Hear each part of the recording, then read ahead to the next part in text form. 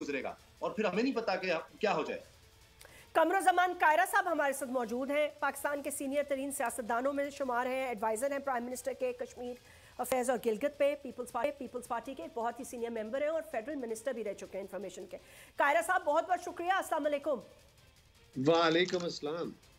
कायरा साहब, मेरा पहला सवाल तो ये है कि ये इतनी पकड़ धकड़, इतनी मार कुटाई, इतनी लड़ाई, इतना झगड़ा, ये सब मतलब है, मैं क्या कहूँ, ये किस लिए है? किस लिए हो रहा है? इस वक्त हुकूमत पर, पीडीएम पर बहुत ज्यादा संगीन इल्जामात लगा जाए, ये भी कहा जा रहा है मावरा आइन काम किए जा रहे हैं, इलेक्शंस आगे किए जा रहे हैं, सब कुछ सिर्फ एक पार्टी और एक शख्स को दीवार से लगाने के लिए या माइनस करने के लिए हो रहा है। नहीं, मैं तो जस्मीन इस बात से हैरान हूं कि ये मीडिया वाले साथी क्यों एक लाइन लेके चल पड़े हैं कि ये जमातें भाग रही हैं, हुकूमत भाग रही है, इलेक्शन से हुकूमत फरार कर रही है, एक जमात बहुत पॉपुलर हो गई है, हो गई हो, फर्ज करें ऐसा ही है, तो इवन देन आप जरा ठंडे दिल से इस मामले का गौर करें। मैं पहले आपके इस पहलू को ले लेता हूँ। इलेक्शन डिले कर दिए गए हैं। पहली बात है, मार धाड़ कोई फायदा नहीं, आज तक तारीख में किसी को फायदा नहीं हुआ, गलत है। लेकिन रियासती इदारों के ऊपर लठ बर्दारी और उनके ऊपर पेट्रोल बम फेंकना और वो ले लो उसे बंटे मारना, इसकी कतन कोई गुंजाइश नहीं है। अगर कोई पुलिस के रास्ते में आके इस तरह करेगा तो उसके साथ सख्ती से निपटा जाएगा, कोई दूसरा रास्ता नहीं कोई। और अगर कहीं से गोली चलती है तो उसका जवाब फिर उसी तरह देना पड़ेगा, इसका भी कोई दूसरा रास्ता नहीं। किसी को कानून हाथ में लेने का इख्तियार नहीं है। अदालत मौजूद है जहां आप समझते हैं कि आपके फंडामेंटल राइट्स मुतासर हुए, मजरू हुए, मीडिया भी दिखा रहा है, लोग भी दिखा रहे हैं और अदालतें बैठी हैं, वहीं जाना होगा और कोई रास्ता नहीं। दूसरी बात, इलेक्शन डिले कर दिए गए, इलेक्शन मुलतवी कर दिए गए, इलेक्शन कमीशन ने आइन तोड़ दिया है।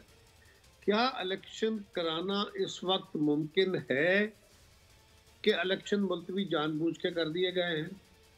अब सवाल ये है कि एक तरफ यह है कि आप जो बहस कर रहे हैं यह है कि इलेक्शन कराना मुमकिन है, लेकिन हुकूमत के कहने पे साजिश करके इलेक्शन कमीशन ने इलेक्शन मुलतवी कर दिया है, तो ये बड़ी गलत बात है।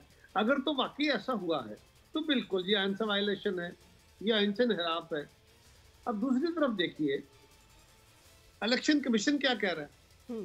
इलेक्शन कमीशन वो इदारा है जिसने इलेक्शन का इनेकाद करना होता है बहुत सारे सूबाई और मरकजी महकमों की इआनत से, उनकी मदद से। ठीक।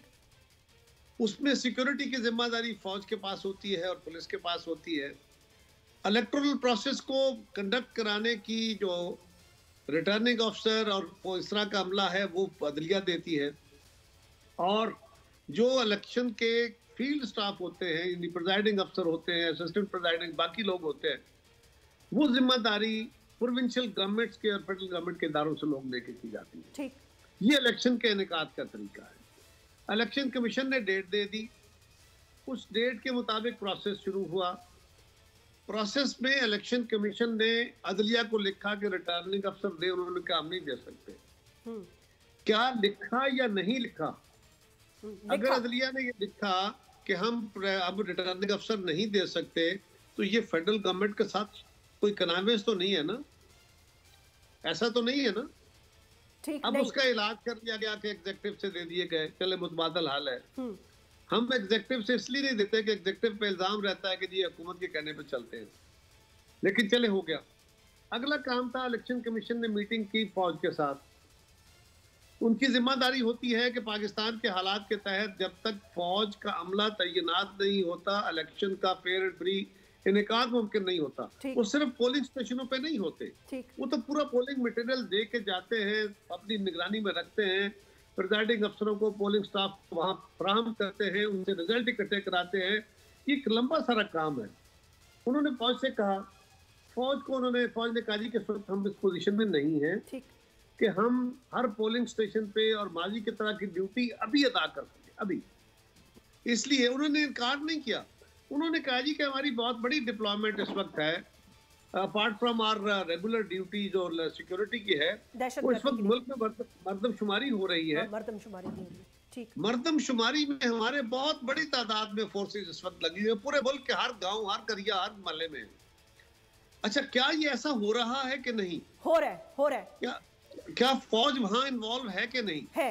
और 30 अप्रैल तक ये अमल प्रोसेस चल जारी रहेगा। फौज इतनी बड़ी तादाद में जब मोबिलाइज होती है तो उसको वापस डीमोबिलाइज होने में भी 10-15 दिन लग जाते हैं। सो 30 अप्रैल तक उन्होंने कहा जी कि हम इस पोजीशन में नहीं हैं कि हम रेगुलर ड्यूटी दे सके, बल्कि हमें आप अगर कहें कि हम रैपिड रिस्पांस फोर्स के तौर पे पीछे बैठे रहें, अगर कहीं खुदा न खास्ता को हादसा होता है तो हम पहुंच जाएं। इस हद तक तो हम थोड़ा बहुत स्टाफ दे सकते हैं, लेकिन ज्यादा नहीं कर